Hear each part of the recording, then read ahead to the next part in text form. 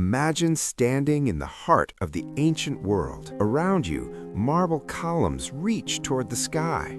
The roar of thousands fills the air. This is Rome, the most powerful empire the world has ever known. For over 1,000 years, Rome shaped civilization itself. But how did a small city on the banks of the Tiber River become the ruler of the known world? And what brought this mighty empire to its knees? Today, we journey through the most dramatic moments in Roman history. We'll witness the ambition of Julius Caesar, the madness of Nero, and the final collapse of an empire that once seemed eternal. This is the story of ancient Rome, the rise and fall of the greatest civilization in human history. Our story begins in the year 52 BCE. Gaius Julius Caesar stands at the edge of greatness. For 8 years, he has conquered Gaul, modern-day France, and brought glory to Rome. But in the city itself, powerful senators see Caesar as a threat. They want him to disband his army and return to Rome as an ordinary citizen. Caesar faces an impossible choice. If he obeys, his enemies will destroy him. If he refuses, he becomes an enemy of Rome itself. At the Battle of Alesia, Caesar demonstrates his military genius. Surrounded by a massive Gallic army, he doesn't retreat. Instead, he orders his men to build walls facing both inward and outward. When the Gauls attack from both sides, Caesar's troops hold firm. Against all odds, Rome achieves victory. But back in the capital, Senators Cato and Marcellus fear Caesar's growing power. They demand he return without his legions. Caesar knows this means certain death. His choice will change history forever. In 49 BCE, Caesar reaches the Rubicon River, the boundary between Gaul and Italy. Roman law forbids any general from crossing this river with an army. To cross means civil war. Caesar pauses at the water's edge. Then, with words that echo through history, he declares, "The die is cast." His legions cross the Rubicon. Rome erupts into chaos. Pompey the Great, Caesar's former ally, leads the opposition. But Caesar moves with lightning speed. His armies sweep through Italy. Pompey flees to Greece with the Senate. Caesar enters Rome unopposed. The civil war continues for years. In Spain, Caesar crushes Pompey's supporters. In Greece, the two armies finally meet at Pharsalus. Despite being outnumbered, Caesar's veterans outmaneuver Pompey's larger force. Pompey flees to Egypt, where he is murdered. Caesar returns to Rome victorious. The Republic is finished. The Senate names him dictator for life. For the first time in 500 years, one man rules Rome absolutely. But absolute power breeds enemies. On the Ides of March 44 BCE, senators surround Caesar in the theater of Pompeii. 23 knife wounds end the life of Rome's greatest general. The man who destroyed the Republic dies at the hands of those who claimed to defend it. Caesar's assassination doesn't restore the Republic. Instead, it plunges Rome into another civil war. From the chaos, a new system emerges, the Roman Empire. Caesar's legacy lives on in his adopted son, who will become Augustus, Rome's first emperor. Fast forward to July 64 CE. Rome, now the capital of a vast empire, faces catastrophe. Fire breaks out in the merchant district. Fanned by summer winds, the flames spread rapidly. For 6 days and 7 nights, the great fire consumes Rome. Emperor Nero is 30 miles away in his villa at Antium when news arrives. The young emperor rushes back to the burning capital. He opens his gardens to refugees. He organizes firefighting efforts. For a moment, Nero appears to be a caring ruler. But Nero sees opportunity in the ashes. Rome will be rebuilt, not as it was, but as Nero envisions it. He plans wide boulevards, marble buildings, and a magnificent palace. The Domus Aurea, the Golden House, will be his monument to himself. The reconstruction costs are staggering. The empire's treasury cannot support Nero's vision. His advisor, Tigellinus, begins raiding temples, seizing their treasures. The Senate grows restless. Whispers of conspiracy spread through Rome's elite. In 65 CE, the Pisonian conspiracy takes shape.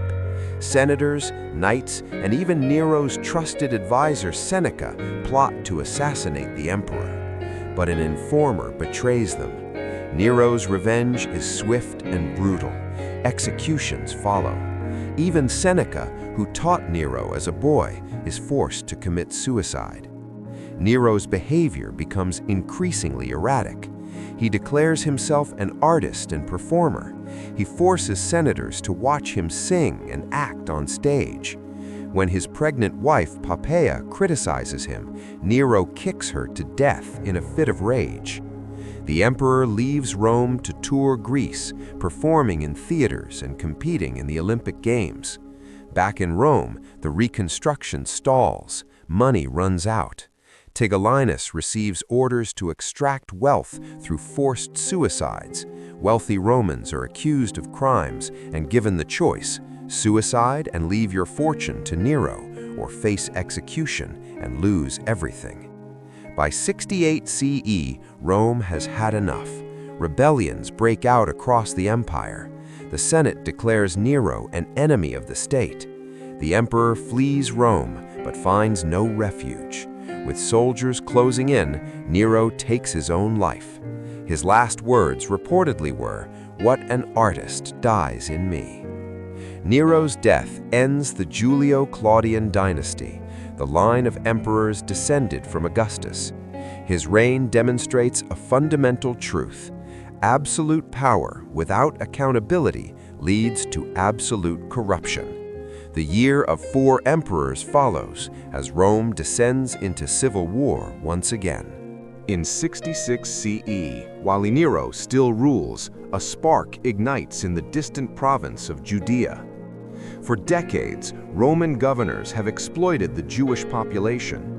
The final straw comes when the Roman governor allows Greeks to sacrifice birds in front of a synagogue, a deliberate insult to Jewish law. Jerusalem erupts in rebellion. Jewish fighters drive Roman forces from the city. At the Battle of Beth-Horon, they ambush and destroy an entire Roman legion. For the first time in decades, Rome has lost a legion in battle.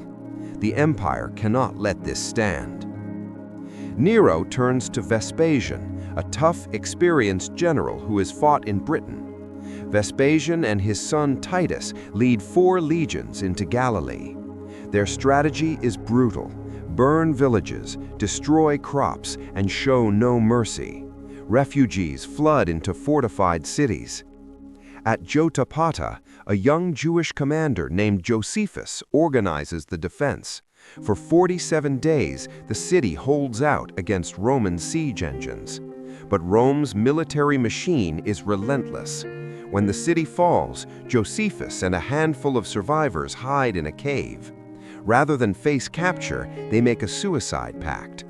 But Josephus survives.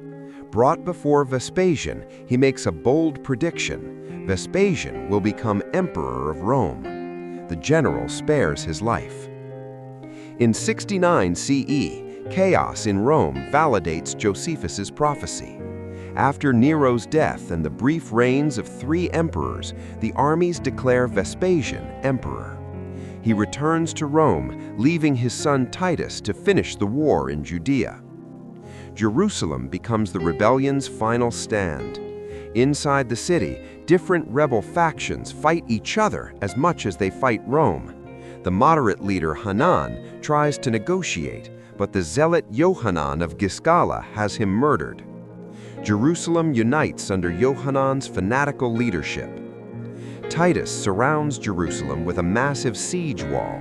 No one can enter or leave. Inside, starvation sets in, but the rebels refuse to surrender. Josephus, now working for Rome, pleads with Johanan to spare the city. His pleas fall on deaf ears. In 70 CE, Roman siege towers approach the walls.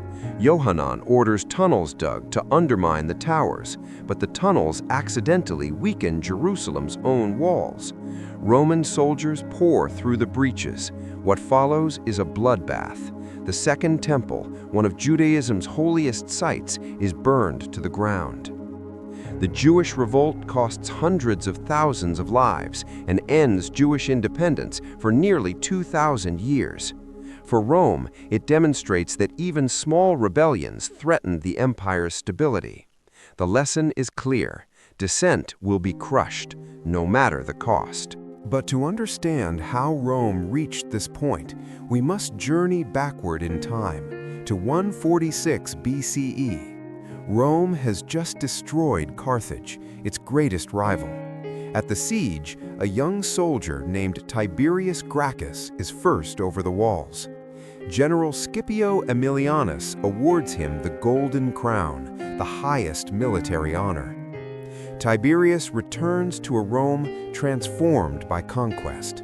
The city is now the capital of the Mediterranean world. But something is wrong. Small farmers, the backbone of Roman society, are losing their land to wealthy aristocrats. Veterans return from war to find their farms seized. The gap between rich and poor grows wider every day. Tiberius sees the danger. Without small farmers, Rome cannot field armies. Without armies, the empire will collapse. But when he proposes reforms, the Senate resists. Why should the wealthy give up their land?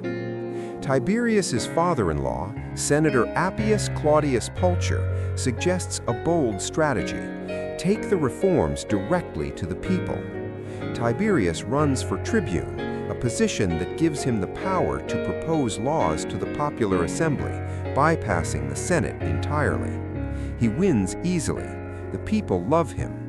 But when Tiberius introduces his land reform bill, another tribune named Octavius vetoes it. Octavius, backed by wealthy senators, refuses to budge. Tiberius takes an unprecedented step. He asks the assembly to remove Octavius from office. The people vote yes. For the first time in Roman history, a tribune is deposed by popular vote. Tiberius's land reform passes. The Senate is furious. They spread rumors that Tiberius wants to make himself king, the worst accusation in Roman politics. Rome was founded after overthrowing kings, and Romans have hated kingship ever since. As Tiberius campaigns for re-election, tensions reach a breaking point. On election day, a mob of senators and their followers attack. They beat Tiberius to death with wooden clubs and throw his body into the Tiber River.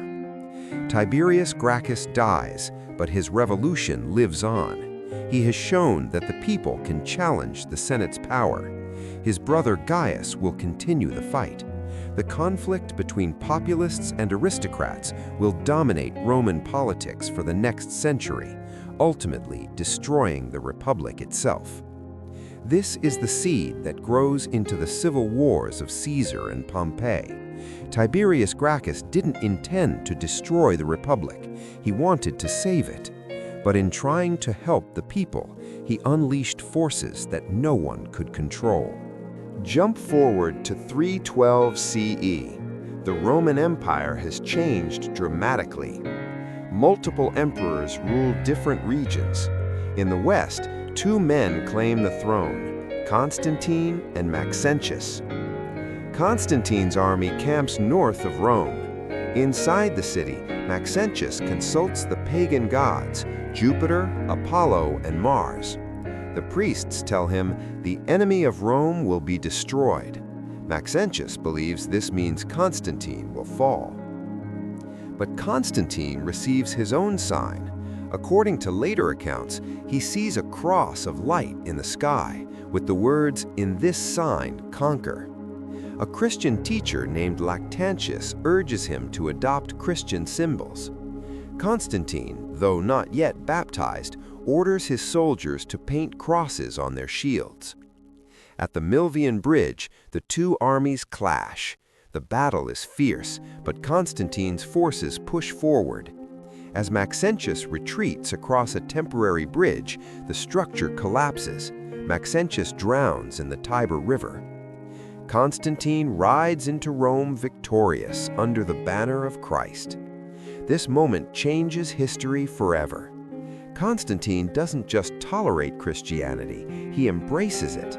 The Edict of Milan, issued with his co-emperor Licinius, grants religious freedom throughout the empire. For the first time since Nero, Christians can worship openly without fear. Constantine funds the construction of great churches, including the original St. Peter's Basilica. He gives the church political power and legal recognition. But this creates new conflicts. The Eastern Emperor Licinius, still devoted to the old gods, sees Christianity as a threat. The two emperors go to war. In 324 CE, Constantine defeats Licinius at the Battle of Chrysopolis. Now Constantine rules the entire empire alone. He calls the Council of Nicaea, where bishops from across the empire gather to define Christian doctrine. Constantine moves the capital from Rome to a new city, Constantinople, built on the site of ancient Byzantium. This new Rome will outlast the Western Empire by 1,000 years. Constantine dies in 337 CE, finally receiving baptism on his deathbed. Love him or hate him, Constantine transformed the Roman Empire. The pagan empire that crucified Christ has become a Christian state. The religion that Rome once persecuted now wears the purple robes of emperors. Our journey ends in 410 CE. The Western Roman Empire is collapsing. Barbarian tribes press at every border. The Huns push westward from Asia, driving other tribes into Roman territory. A Visigoth leader named Alaric has negotiated a treaty with Rome. The empire's chief general, Stilicho, believes working with the Goths is Rome's only hope. But Emperor Honorius, weak and paranoid, listens to other advisors. He has Stilicho executed for treason. Then Honorius makes a fatal mistake. He orders the massacre of all barbarian families living within the empire. Thousands of men, women, and children are slaughtered. The survivors flee to Alaric's camp, swelling his army with men seeking revenge. Alaric marches on Rome. The city that once ruled the world now stands defenseless. In August 410 CE, Visigoth warriors pour through the Salarian Gate. For 3 days they loot the city. It is the first time in 800 years that foreign invaders have sacked Rome. The psychological impact is devastating. Christians across the empire ask, how could God allow Holy Rome to fall? Pagans blame Christianity for weakening Roman virtue. The great theologian Augustine writes The City of God to answer these questions. Rome survives the sack of 410, but the Western Empire is dying. In 476 CE, the last Roman emperor in the West, Romulus Augustulus, is deposed by a German chieftain. The Roman Empire in the West is finished. But Rome's legacy endures. Roman law shapes modern legal systems. Latin evolves into French, Spanish, Italian, and Romanian. Roman engineering, aqueducts, roads, and buildings stand to this day. The Catholic Church preserves Roman organizational structure. The very word empire comes from Rome. We began in glory and end in ashes. But from those ashes, modern Europe is born. Rome fell, but in a sense, it never died. Its ideas, its culture, its ambitions live on in Western civilization itself. This is the story of ancient Rome, the rise and fall of the greatest empire in human history. Its lessons about power, corruption, faith, and decline still echo through the ages, reminding us that no empire, no matter how powerful, can last forever.